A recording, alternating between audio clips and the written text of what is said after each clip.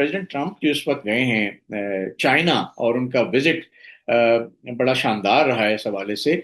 लेकिन उनकी body language अगर दुनिया समझे, और हम जैसे जो वो कहते हैं ना तालिब इल्म है इस हवाले से, वो बड़ी डिफरेंट रही है। जिस तरह का प्रेसिडेंट ट्रम्प का एक परसेप्शन है दुनिया पे, उस हवाले से बहुत डिफरेंट, बड़ी मेच्योर्ड रही है।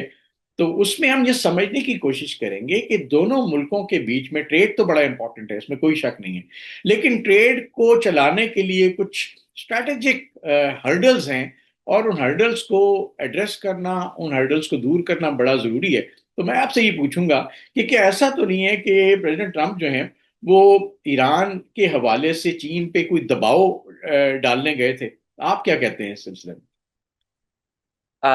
जी बिल्कुल, आपने जैसे उनकी बॉडी लैंग्वेज क्यूज को रीड करने का कहा, तो अगर हम सही मायनों में इस चीज़ को एनालाइज करें तो परहैप्स ये ट्रम्प की सेकंड टेन्योर और इंक्लूसिव ऑफ फर्स्ट टेन्योर की जो अगर आप एनालिसिस लें और उनको ऑब्जर्व करें, और जो एक उनका एक गो टू पर्सनैलिटी टाइप है, अ, उस एतबार से उस चीज़ को मद्देनजर रखते हुए देखा जाए तो ये शायद ट्रम्प की रिकॉर्डेड हिस्ट्री का सबसे रिलैक्स्ड एंड सबसे सबसे ज्यादा जो है ना ये रिस्ट्रेंट, तमीज वाला भी आप कह सकते हैं, थोड़ा तमीज वाला ट्रिप। खामोश, तमीज वाला, डिप्लोमेटिक और सबसे ज्यादा रिफॉर्म्ड उनका फॉर्म जो है ना वो देखने को नजर आया। डिप्लोमेटिक उनका डोमिनियन, जो कि अच्छी बात है, रिफ्लेक्ट कर रहा है कि एक तो वो बिजनेसमैन है प्रीडोमिनेंटली, और उनके लिए जो ट्रेड रिलेशंस हैं चाइना और यूनाइटेड स्टेट्स के, वो कितनी सिग्निफिकेंस रखते हैं।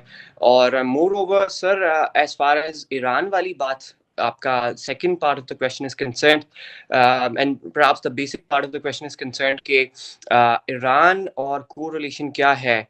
ये जो G2 एक सिटिंग हुई है, group of two, Trump and Xi Jinping की, और स्पेसिफिकली जो जोंग जोंगडोंग हाई कंपाउंड के अंदर उनकी 3 घंटे की uninterrupted one on one tea and incorporative of lunch, एक वो बड़ी वन ऑन वन डिस्कशन रही है। और इसके बाद फिर आपकी ट्रेड डील्स भी कुछ सामने आई हैं बोइंग को लेकर और एग्रीकल्चर सेक्टर को लेकर। तो सर, ईरान वाला जो कॉन्सेप्ट है, ईरान वाला जो नोशन है ना, उसको अनसीन नहीं जाने दिया जा सकता। उसकी बहुत सारी वजह है, उस पर बात करने का फायदा नहीं है, वो डिविएट हो जाएंगे हम।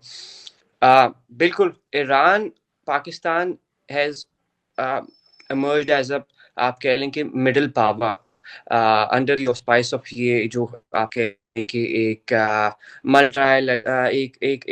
मल्टीपोलर वर्ल्ड की पावर बन गई है और डोमिनेंस बन गई है। पहले सिर्फ